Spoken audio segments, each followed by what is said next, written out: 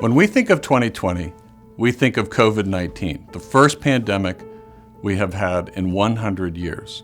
Fortunately for WAEPA, we're designed for outlier catastrophic loss events. We regularly stress test our business, and our planning horizon is measured in decades. We're making commitments and promises 10, 20, 30, 40 years in the future.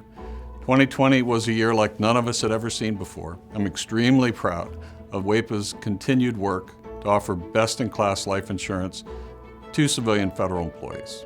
WAEPA protected our employees.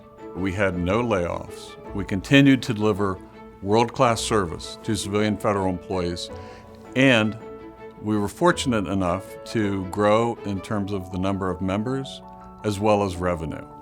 In fact, we had been experimenting with a new underwriting model to make it faster and easier and less invasive to issue life insurance.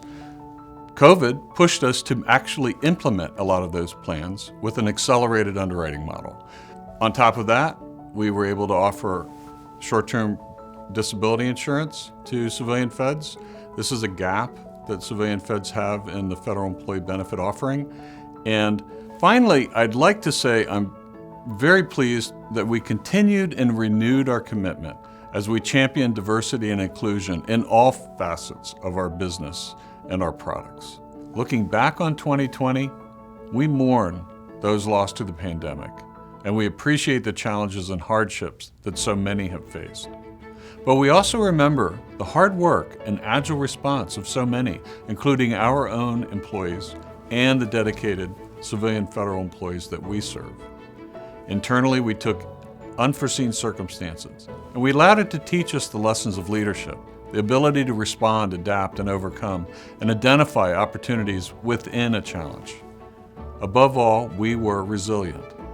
And finally, I sincerely thank all the civilian federal employees that we are honored to serve.